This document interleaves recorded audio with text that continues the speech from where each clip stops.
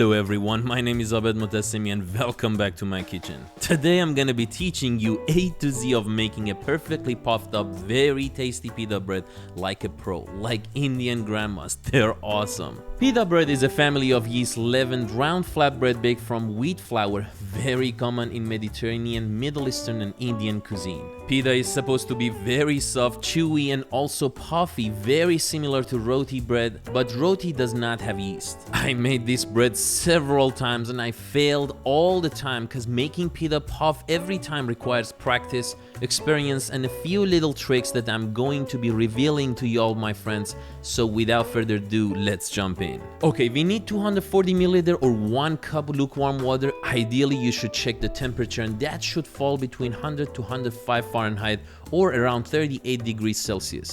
Be careful, hot water kills the yeast. Add 1 tablespoon or 16 grams sugar along with 1 tablespoon or 9 grams dry yeast to the water. Stir until yeast and sugar dissolve perfectly in the water. Sometimes you get yeast lump like this, so no worries, break it down with your fingers, put it aside and let it rest for 10 minutes. Alright, cool. In a bowl, dump 2 cups or 330 grams all-purpose flour or maida, half cup or 85 grams whole wheat flour or atta, and 1 teaspoon or 6 grams kosher salt. The reason of adding whole wheat flour is that it helps you easily roll the dough once it's proofed. Mix all dry ingredients together until they are very well incorporated. Then add 1 tablespoon or 13 milliliter olive or vegetable oil to the dry ingredients. Once you see a foam on the water, that means the yeast is activated and it's ready to join the party. After adding the water, mix everything together first with a spoon. Then I recommend to transfer the dough to the working surface cause you need to massage the dough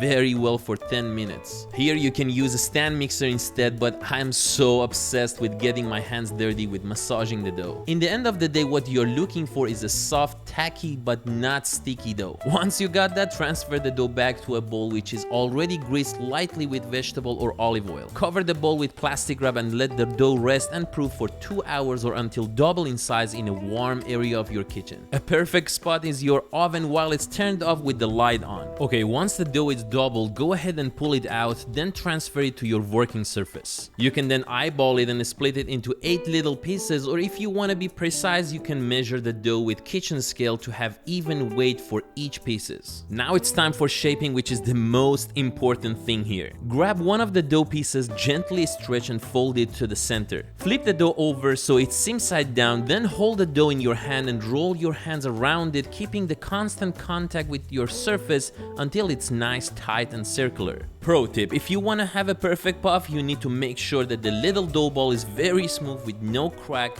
because if you got cracks, steam will escape from there and you get no puff. Once you are done with shaping the first dough ball, place it in a container with the lid on to prevent the dough from drying out. This is another pro tip because if the surface of the dough balls dry out, it burns faster in the baking process and steam easily finds its way to escape, which means no puff. Repeat the shaping process for all of the remaining dough balls. If you are new here, welcome so much. Please leave a like, subscribe and hit the notification bell.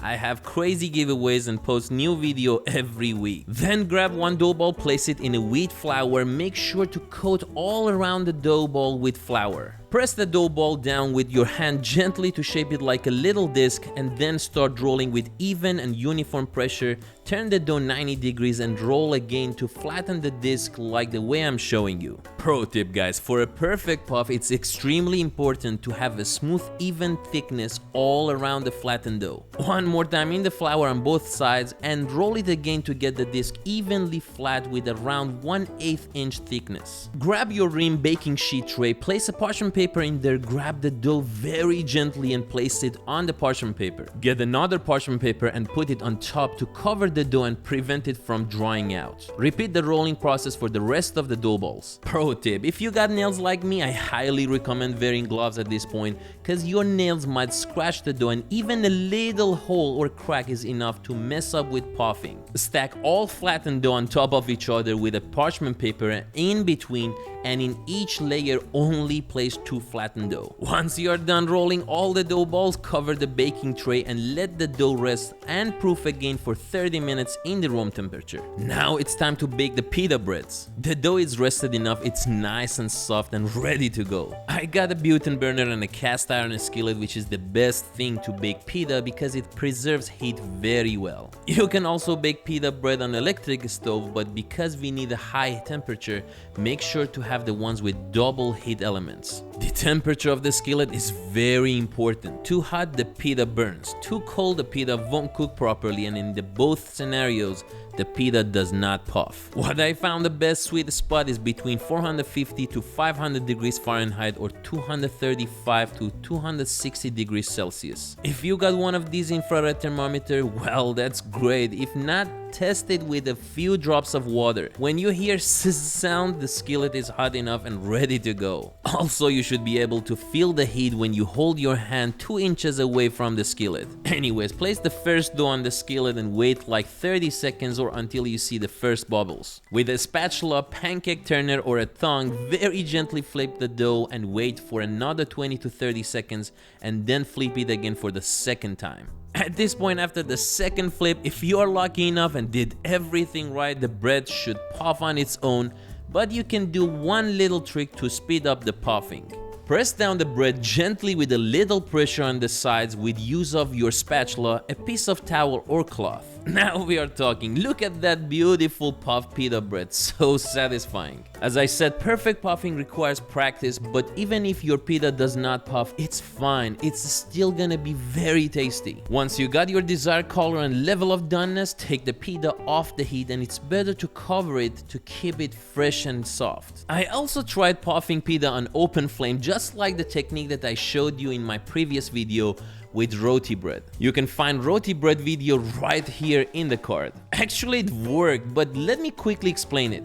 Immediately after the second turn, take the skillet off the heat and place the pita on open flame. Again, if you have done everything right, you should see the pita puffs on its own. So cool. Keep baking the pita breads one by one. Some might not puff, which is absolutely fine. And we are done with the pita breads. A good pita should be soft like this, chewy and puffed up, so you should be able to make a pocket wrap or sandwich. The possibilities are truly endless with pita bread, but let me quickly show you an incredible sandwich that I made with some leftover chicken. I made myself a big pita, then I put some chicken in there with chopped tomato and onion, some greens like lettuce, spring mix or cabbage for texture and freshness, of course a few slices of avocado, and finished it off with my signature sauce.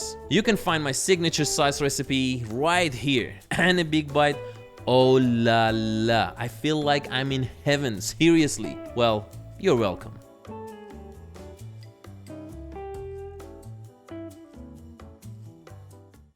And that's it for today's video. I hope you all enjoy. If you like my video and actually learned something, please leave a like, comment, and subscribe. Please don't forget to subscribe. That really helps me and my channel to grow. Have a great day and see y'all next time.